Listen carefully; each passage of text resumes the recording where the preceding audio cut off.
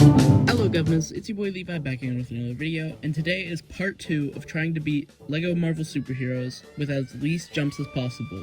Last episode, we beat levels 1 through 5 with 38 jumps, and now we're moving on to levels 6 through 10.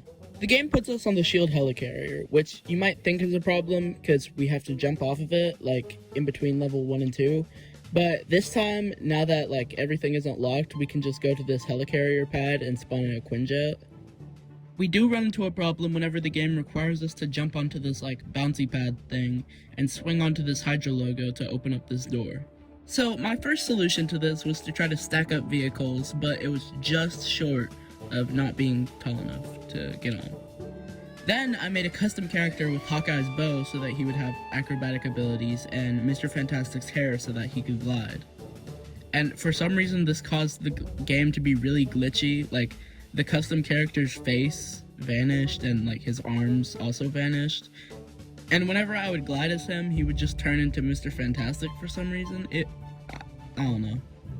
But the solution revealed itself whenever I stood over it on this ledge as Hawkeye, and then it just like locked me onto the thing. Then once we get into the actual level, there was an acrobatic wall that was giving me a lot of trouble, but in the end it takes 5 jumps to get up this. Then we need Black Widow to stay up on this little level area thing, and Hawkeye builds this switch and Black Widow can fall onto it pulling it. The next problem comes from this lip right here that seemed like it needed to jump, but then the AI just jumped over it, so yippee! And then unfortunately we are unable to get over this ledge, so we have to jump. And then to avoid another jump, use the AI to jump over this gap. Then use one jump as Hawkeye, and then fly as the Human Torch to get over this jump, and then pull the switch as the Human Torch. Then jump 3 more times as Black Widow, and then press the back button so she falls instead of does another jump. Then use the AI to jump up here, and there are no more jumps for the rest of this level. The next level has a... If only, Agent Coulson. If only. The next level has us meeting up with Thor so we can travel through the Bifrost to Asgard, and obviously there are no jumps needed while traveling through the Bifrost. And then we make it through Asgard's throne room and the Bifrost bridge with no jumps. Dang, it's been a long time and we still haven't jumped. That's crazy. I mean, I hope I don't jinx myself, but... Oh god damn! Yep, this ledge is too high to walk on, and so therefore we have to do our first jump of this level. And to add insult to injury, that's the only jump for the rest of this level. Then we save Stan Lee's life and make it to the main part of the X-Mansion where there are no jumps required. Then I thought we would run into a problem where we have to hover as Storm to put out these fires, but then I discovered that pressing the back button is one of Storm's attacks that shoots out gusts of winds that also put out fires. And after we get access to Iceman, we have to make a staircase and a bridge, and then it seems like we're gonna have to jump in this window, but if we take a gliding character like Jean Grey or Storm, then we can fall and start gliding, and this is really difficult because you have to kind of like strafe because you physically cannot climb the stairs normally, but once you make it up, it's pretty easy to get over the ledge.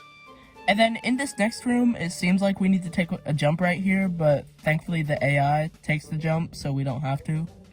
And then after this, it puts us in the starting area where there are no jumps required. Dang, this is like going really good. I mean, I hope something doesn't happen to...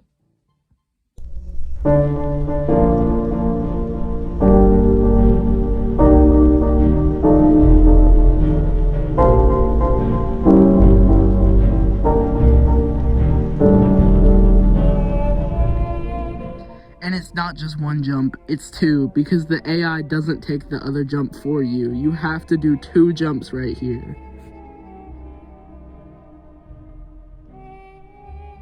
Anyways, the next level starts us off with a skydiving section, which obviously doesn't require any jumps.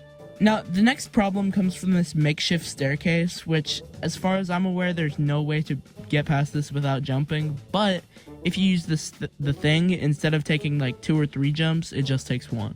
Then, after you build up this makeshift staircase, use the thing to jump up to the middle one, and then the AIs will jump up to the top. I actually didn't notice that the AIs jumped up to the top, and so I was still trying to get the thing up, which is kind of funny, because I was trying and I had no idea what was going on.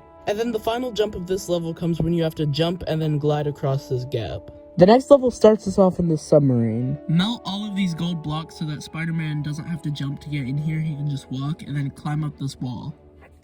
And then fall off of this ledge and start flying. And then, believe it or not, there are no other places where a jump would be necessary in the rest of this level, because the rest of this level is just the boss fight with MODOK and the underwater level. And that's gonna be it for today's video. If you guys did enjoy it, please make sure you leave a like and subscribe if you haven't already. Links to join my Discord are in the description down below. I'll send a little notification anytime there's a new video. Like, I'll send updates. Like, I just sent out something like a couple days ago about like the different LEGO games that I'll be covering in the ranking all the characters series. So I'd recommend checking that out. I forgot to mention this in the video, but this series is sponsored by BD1. Not sponsored. What am I yapping about? Inspired by BD1P's video series where he beats LEGO Star Wars The Skywalker Saga with as few jumps as possible. I definitely recommend checking it out. Links to that in the description. And yeah, bye!